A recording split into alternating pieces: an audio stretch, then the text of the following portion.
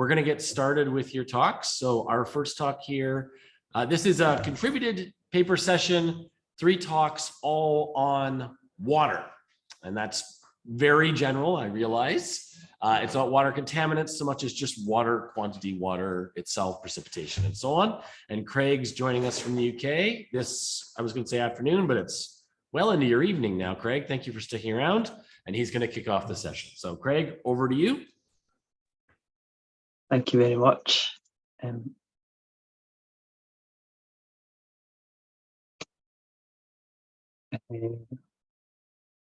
Sorry, second. Hopefully you can see my slides in full screen. Everything looks beautiful. Perfect, thank you.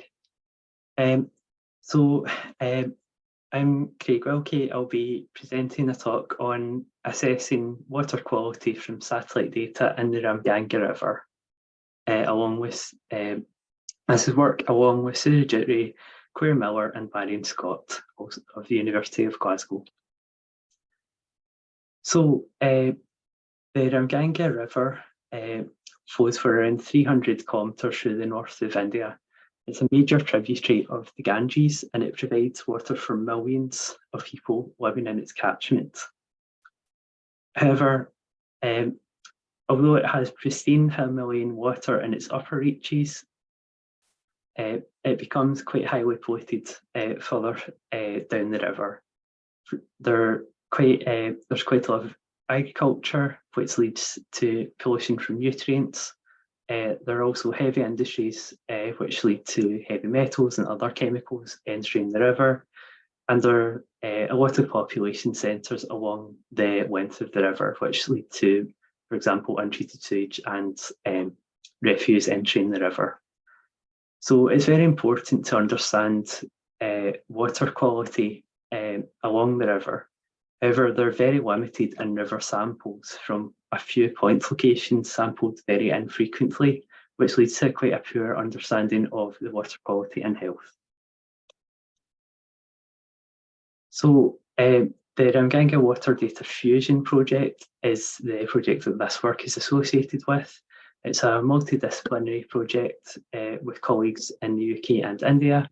And we have experts from water quality modelling and satellite imagery too.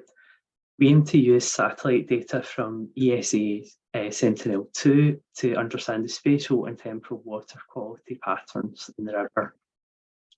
We have 3 grid squares covering the most polluted stretch of the river with up to 10 metre spatial resolution. We have around 76,000 grid cells.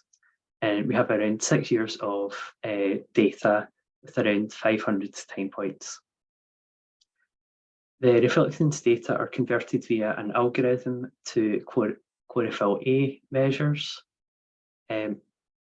However, there are gaps in the data due to, for example, cloud cover, which requires us to interpolate or to smooth through the data. On the left here, I've just put a plot of the region.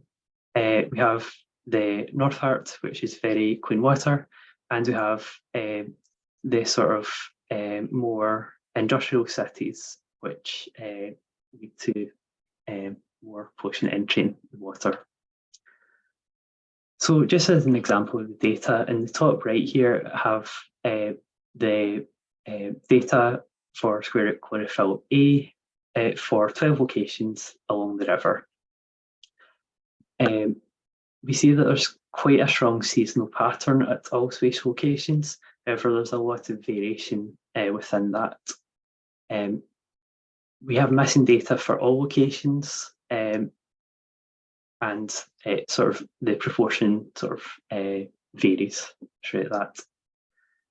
I've also plotted the first 12 time points in the data. You can see that again, missing data over space are quite common.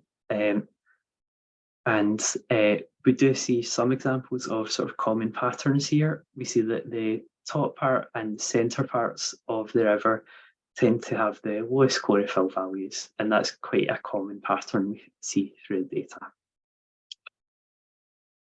So given that we have thousands of locations over space and around 500 time points, we thought about looking for an efficient method for spatial temporal prediction. So Victor and Keegan is within the Keegan framework. We're able to use basis functions to model spatial temporal data more efficiently without having to invert large matrices. We model over basic areal units, or BAUs, which are sort of small regions that we sort of average over. In terms of the predictions from this method, it's able to reproduce the spatial and temporal patterns quite well. We see the common pattern of lower values in the centre of the river, and we see quite strong seasonal patterns that are fitted that match up quite well with our data. However, we do also see that we're able to calculate uncertainties quite well, which is beneficial. However, we do have to average over BAUs, which leads to more sort of sparse estimates than we would really like. We're also using direct Euclidean distance here, whereas the river distance is probably what we're really interested in. So we thought about looking at other methods such as STPD, which is a functional data-based method which smoothes over space and time. We're able to account for the river boundaries through modelling over a mesh that we define along the river. So that means our distances are sort of much more appropriate for a river. However, from this method, although we can reproduce the spatial patterns quite well, it kind of struggles with the temporal patterns. We can really find a parameter. We can really set the parameters that well to reproduce the patterns without overfitting in some parts of the river and underfitting in others. Also, we can't yet easily calculate uncertainties, although the package authors are working on this, I believe. So there's also the need to predict over the mesh. So we thought maybe these two methods are perhaps not appropriate for this application because at least both of them are requiring predicting over a grid or mesh. So we thought as maybe there's a simpler method that we can look at here. So the water quality changes more along the river length rather than across the river width. So can we just model along the river centre line? Basically, we want to just project every grid cell of satellite data onto the centre of the river and just treat it as a line, similarly to how we'd treat time. Then we can use some sort of generalised additive model where we have river distance and time, for example. So yeah, we can do this. We firstly need to linearise the river. So we apply the curve fitting algorithm of Lee 2000, which has been implemented in Python code by Adnan 2020. So basically, the idea is that we divide the point cloud of spatial locations into lots of smaller regions. Within each region, we fit lines piecewise after rotating relative to the axes, and we then can project the spatial locations of our data onto this new sort of centre line. Once we have this, all we need to really do is reorder the points from the top of the river by iteratively finding the next closest point along the river. Unfortunately, our river varies a lot in terms of its width and in terms of how, I guess, wiggly it is. So from that, we do require some different parameter values for different sections of the river. But it's no problem to rerun the algorithm and appropriately choose the parameter values. In the bottom right here, you can see the red centre line fitted to the grey data, and you can see it fits relatively well without really missing any parts of the river. and without any sort of overfitting either. So then we're able to look at generalized additive models. I'm sure everyone here is very well familiar with these. However, the basic idea is that our response, square root of chlorophyll A, is modelled on a sort of smooth function of river distance and another smooth function of time. We're using basis functions here effectively. We also use thin plate regression lines here, where there's an additional penalization parameter to avoid excessive sort of wiggliness to fit. So we think we've looked at two different methods. We have model one has a separable space and time, where we assume that for every location we have the same smooth of time, and for every time we have the same smooth of distance from source. We also fit the model two, which is a non-separable model of space and time, where we have a bivariate smooth of distance from source and time. This is much more flexible, as you can have a different spatial structure for each time and a different temporal smooth for each spatial location. So in terms of the results from model one, we find that there's a highly non-linear trend upstream to downstream, and that fits with what we'd seen earlier in the data, where we have the lowest values up at the top of the river and between around 100 to 2 kilometres downstream from the top of the river. This happens to be around where the industrial cities are, which sort of makes sense to us that would result in a change in chlorophyll as pollutants from the non-agricultural industries enter the water. We also have a very a strong seasonal pattern where we seem to see the highest values in the post-monsoon and pre-monsoon seasons. So in the top right, we just have some examples of predictions from this model. You have the same spatial structure for each time point, but with a different mean level. For predictions at 6 locations here, we see that the predictions fit the data relatively well. In terms of the separable model, we see that we again have strong seasonal patterns fitted. However, these do change slightly along the length of the river. We seem to see quite similar spatial patterns for all time points. You can see the predictions in the top right. Again, we have quite similar patterns over space for each time point that we've illustrated here. Over time, we see that, over space, we see that the seasonal patterns that we fitted do differ slightly. We do see the main, a lot of the river does have one peak per year. However, there's some parts further downstream that seem to have 2 peaks per year. So it seems from this that it is probably appropriate to look at non-separable structure for this to allow the flexibility of changing temporal patterns.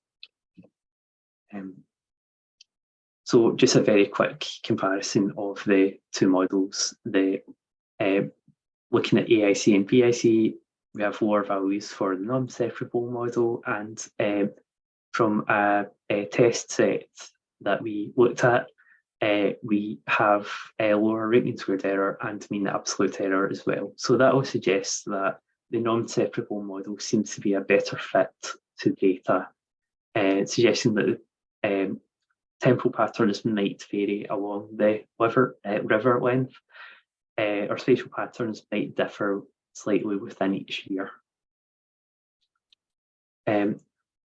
So in conclusion, we know that the spatial and temporal water quality patterns can now be understood using high resolution satellite data. Using flexible regression methods is able to fill in the gaps in the data. River distance can be accounted for by modelling along the river centre line. And in terms of our application, we found that chlorophyll was highest in post-monsoons and in the upper and lower river stretches. In terms of future work, we'd like to look at accounting for the directionality of river flow and of time through something similar to the historical functional linear model, for example. And we're also looking at developing a Shiny app so that we can share the results with government and NGOs. So I'll just acknowledge the UK EPSRC for funding, and here are some references. So thanks very much everyone for listening, and if you have any questions, feel free to get in touch with us. Thank you.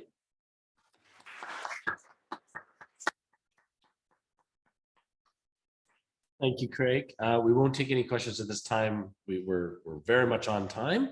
Thank you very much. We're going to hand over now to Jai. Are you? Yep, there you are. Hello. And just make you spotted. So if you can screen share your slides and then immediately get started. Thank you. Thank you. Hello, good afternoon, everyone. I'm Jia Xu from School of Economics, Nankai University. And today I'm going to present the working paper on semi-continuous data modeling. This is a joint work with my PhD advisor, Professor Wendy Marine. She's also going to talk about her recent work later afterwards in the same session. Here is the outline of today's presentation. So I'm going to start with the introduction part.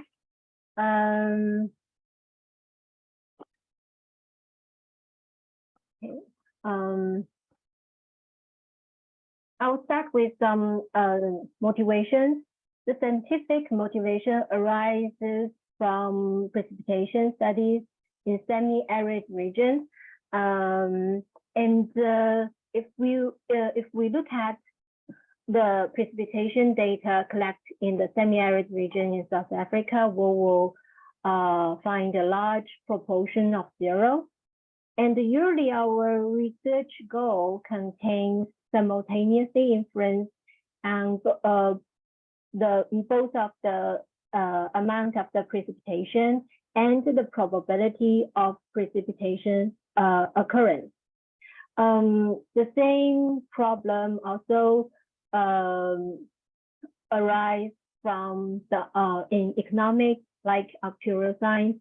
We care about the claim, the frequency, and the claims amount. So this working paper is about modeling the semi-continuous data. And from the perspective of statistics, since we are going to present the 3D hierarchical state space model, we should answer why we use 3D and why we use state space model, and how can we synthesize 3D distribution and the state space models. So first of all, why 3D? If we in exploratory data analysis, if we tentatively plot the empirical density function, we'll find a very highly skewed density function with a spike of point mass at 0. And so we cannot just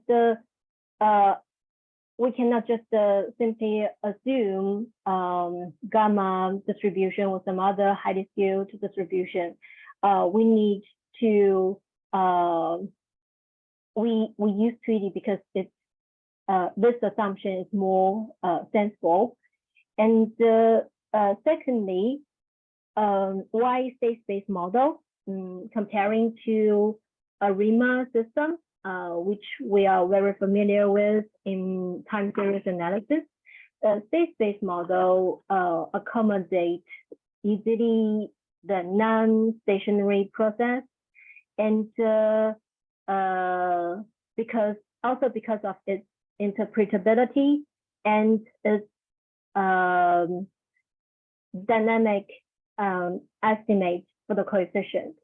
So because of these advantages of the state-space model and the 3D distribution, we are thinking of combine and synthesize 3D with state-space model.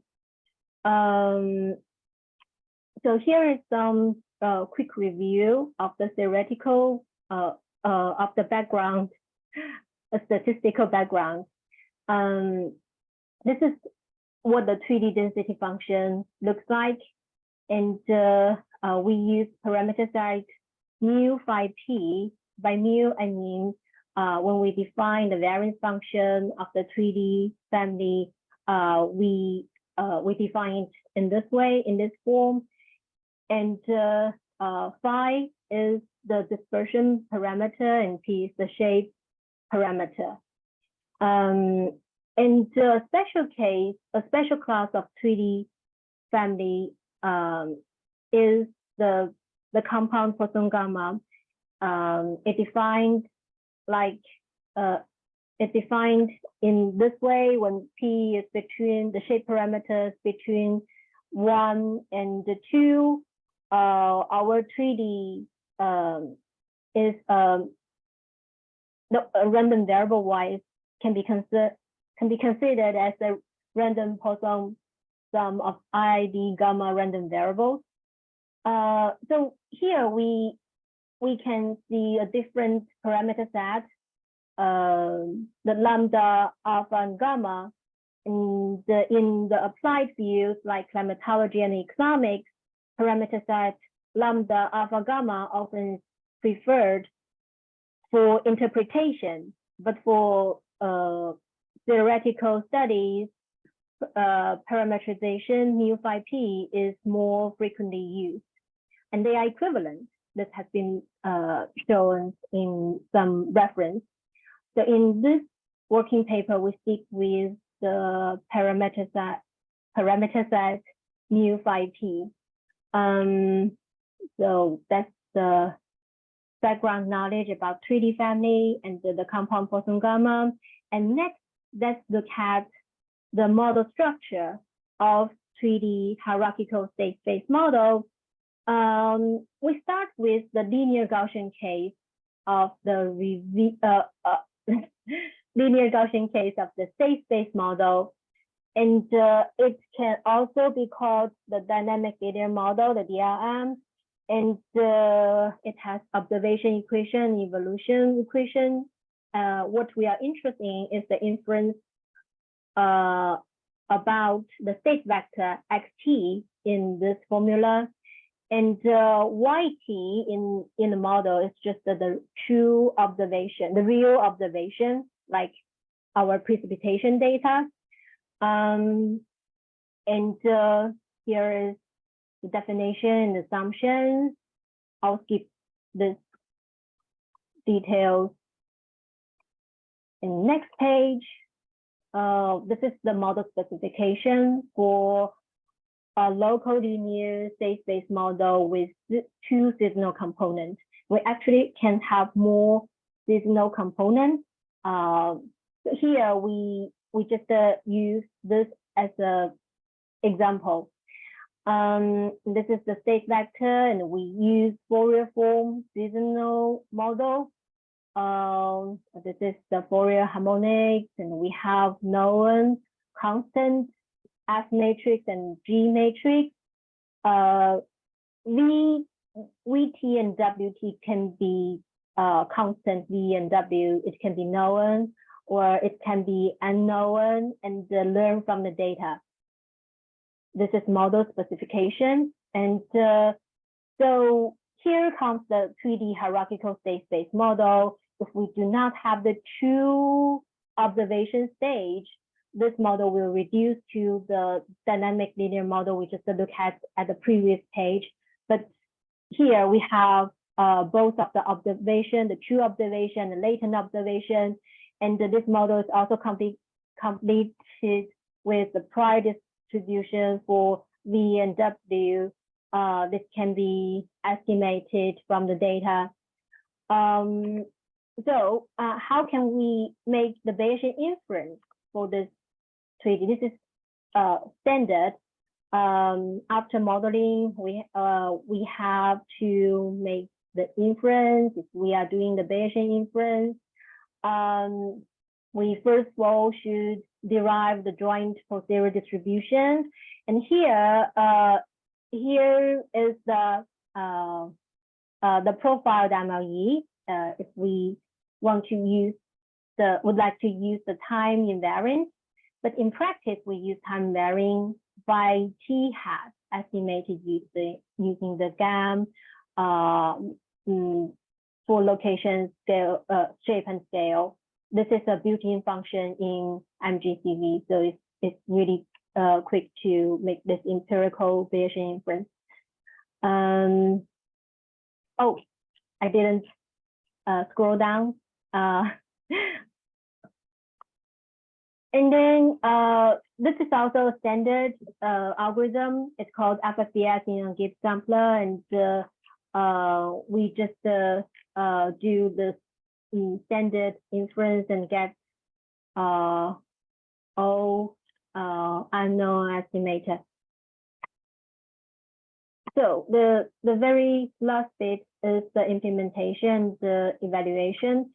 The data set we use for demonstration, for method demonstration is the GTS daily data, the precipitation at Pietermaritzburg in South Africa.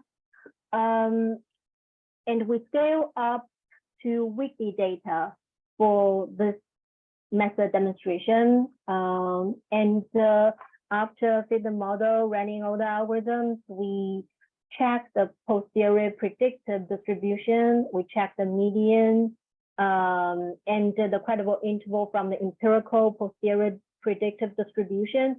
This is an important step in Bayesian workflow. This is one of the model evaluation tools because it will also impact the decision making. And from this plot, we can see we have the almost all the credible interval cover the true observation. If we calculate the true coverage, it's really high. It's almost 98%. So it is a good plot. And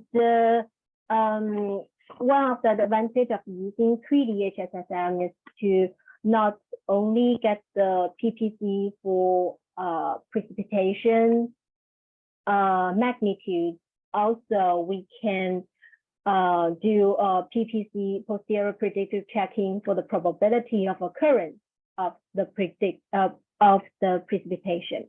So we repeat the PPC procedure for the probability of occurrence and got this plot.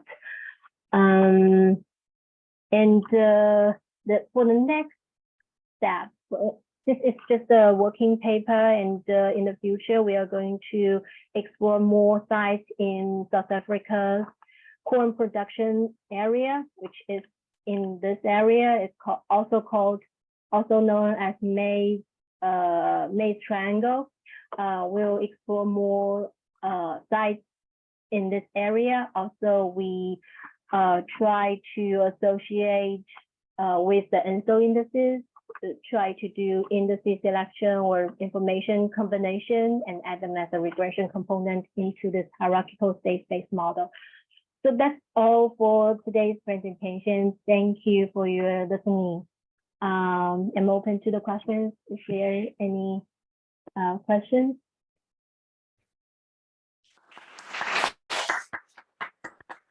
Thank you. We do have time for a question. Does anyone have anything they'd like to ask from this online or in person? I don't have any questions from in person. So then we'll leave it. But if anyone does, if something comes to your mind, I know we're at the end of the day and we're all very scienced out, but if something comes to your mind, please, there's her email. We'll be posting these videos. You can always send her an email and say, hey, I had a thought, and follow up on that. So thank you very much, Jaye. We're going to pass off to our final speaker of the day. Wendy, you're here with us. Sorry, 1 second. There. And we can see your slides, so please proceed. Thank you. Great. Can you hear me okay? Yeah, you're coming through loud and clear. Great. Thank you. So welcome from California. We have 3 time zones in today's session. I know it's late night for the first speaker, and then it's about 4 a.m. for Jaye in China, and I'm the one who lucked out. So it's about midday here. So I'll be talking about snow water equivalent in the Sierra Nevada of California, analyzed using snow paleo data. This is joint work with Eduardo Montoya, who's professor at Cal State Bakersfield, and Jeff Dozier, who's emeritus, a snow hydrologist from UCSB.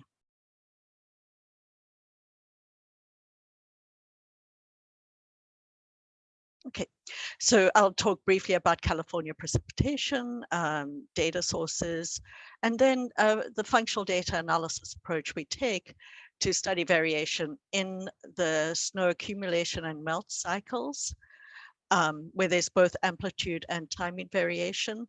I'll talk briefly about associations with the large-scale climate indices and continuing directions.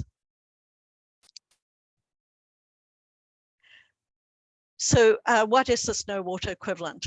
Briefly, if you take a core of snow and you were to instantaneously melt it, it would be the depth of the water that would result. Okay. The topography in California is very complex. As you go from the west, you hit coastal ranges. In this part of California, you then go through the Central Valley, which is one of the major agricultural areas, and then you go up to the Sierra Nevada mountains. Because of the direction of the dominant flow, we get a lot of orographic precipitation rising from the west, and then the air rises and the water falls. We are subject to some extreme precipitation events from atmospheric rivers. This is one in 2017, which just illustrates water vapor, this plume of water vapor that's just targeted California. And this is actually how California gets the majority of the precipitation. Now, the area impacted depends how far north or how far south this the dominant river hits, and that is associated with large-scale atmospheric and oceanic dynamics. Water year 2017 was one of our recent major wet years. 2023, I'll talk about a bit later. So just to give you an idea, from 2017, this is a schematic of all the landings of atmospheric rivers. Here's California, down here, Oregon, and then Washington State. I'll be talking about data from snow pillows, and these green dots are the locations of the snow pillows. They're in watersheds. This is a highly mountainous region, and so the elevation association is also depends on aspect and dominant directions for the watersheds. What is a snow pillow? Basically, think of a scale that the snow falls on, and it's going to measure, in some sense, the weight of the snow on it. These instruments can be located in remote areas. Here's one that's in a different region, but nice photo for illustration. Here's the pillow. And these can operate remotely and give high frequency data. Now, snow courses are give the longer historical records. This is where people go out at least once per year, possibly braving extreme conditions, snowing out to manually take a measurement. So historically, this is the best record we have, but they much lower time resolution. And often you'll just have one observation per water year. The water year starts October 1st of the year prior to its label. So it goes October 1st to September, end of September. The April 1st record is always recorded, and that has historically been used for snowpack trend studies. However, in another work, we have shown biases of those April 1st snow water equivalent. They don't actually, well, they can be biased in both the timing and the magnitude of the peak snowfall. Okay. So to give you an idea of the type of data, these are real data. Just look at this lower plot. You will see that we have drought years, one of which is highlighted here. We also have, this is 2017, an extreme year. And if you look at this next page, I was having computer issues. It's not as neat, but this is 2017. And then we went through a major drought, and this is 2023. Okay. We do need to clean the data. For example, if a bear walks across a snow pillow, you got to get extreme records. But 2023 was also one of our wettest years throughout most of this era, and leading to headings such as this one from the Los Angeles Times: volcano, climate change, bad luck.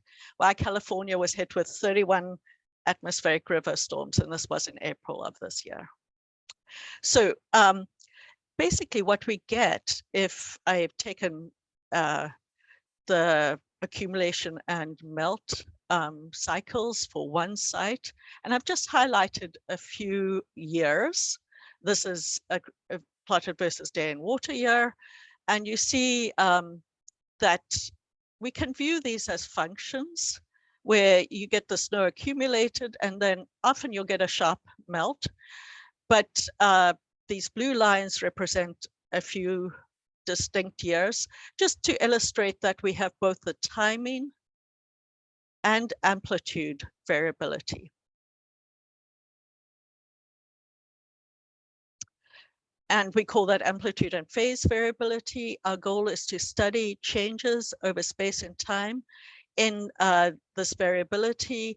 The shifts that are occurring in the timing of the seasonal cycle, they are being associated with climate change, and this is of huge importance for farmers.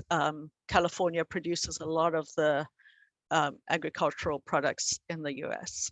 It's also, we can get flooding, including in this year. We also get extreme droughts, we get mudslides, we get fires. So really important problem to assess the water reservoir.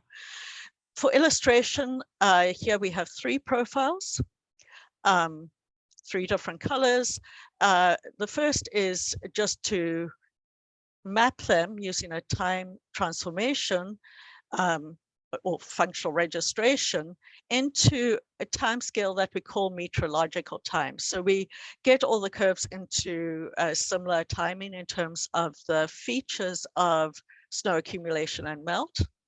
We record the deformations that have that lead to that, and we use square root velocity transformations in this part. We also we get the magnitude variation, and we get this is an illustration of the original time on the vertical and the transformed time, the mapping between those times for those 3 profiles to get the aligned profiles. Don't worry too much about this, except to realize that we have some target profile that we are aligning to. And then we have the amplitudes at each curve. We have a profile or a curve of snow accumulation and melt in each year in each site where the data are of sufficient quality. We can approximate that amplitude variation in terms of a linear combination of 3 basis functions here. We're using interpretable functional PCA to estimate this. We do a similar thing for the timing variation. And so then we are going to look at the loadings of these approximations for the linear combinations. So the coefficients of these basis functions when approximating the profile at each location in each water year. And we fit generalized additive mixed models to those using the easting, northing, and elevation of each site. In each water year, we have random side effects and random water year effects. And we also include smooth functions of a number of atmospheric and oceanic indices. ONI is one of the ENSO indices, El Nino, La Nina. And then just to give you an idea, here we have, in this plot, we have the estimated function of the V is the elevation, N is the northing. Now you'll see that it's high on the southern Sierra. The southern Sierra does actually have much higher mountains than the northern Sierra. This is the east-west easterline, and then these are the estimated functions of those atmospheric indices. This is based on fewer years than we currently have. We are in the process of updating to include the recent extreme years, but for illustration. And then this is the phase variation, a first principle, a component. It's known that in California, we seem to get 2 types of ENSO influences. I won't go into too much here, but you get the idea. And I know I'm almost out of time. So just to, we can also predict the random spatial and random year effects to get an idea of for each site and water year. And so we are working on extending these functional regression models to joint models, because really the amplitude and phase profiles are a bivariate FDA object. We are studying which climate patterns dominate snow accumulation in different Sierra Nevada regions, because some years the atmospheric rivers head further north, predominantly other years they're further south. Now, in terms of historical records, we have to fuse different data types. So that's future work, because we have the snow courses going back a lot further than we have the snow pillows. They also are more recent satellite data. So within this region, a lot of people are working on how best to draw inference about the historical, where we have much more information at finer spatial and temporal resolution for the recent years. And climate, and where the climate is changing. And then also improving the space-time dependence. This is really complex because we can't just do a return covariance on the spatial. This is a highly mountainous area, and the water basins are some might be really affected by an atmospheric river and others not. And that, if you hear it, is my end of my 15 minutes. So thank you.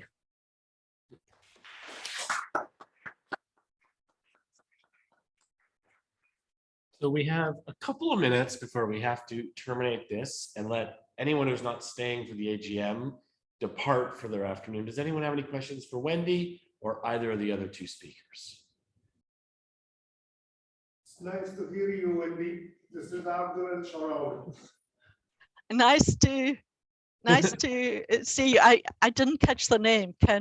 That was Abdul. Abdul. Oh, good. Thanks. Yeah, sorry I'm not there in person. That's all right. It's good to be back and at least get started again on having. Yeah. So thank you again to all three of the speakers, to everyone for staying through the day. And let's give these three speakers another round of applause.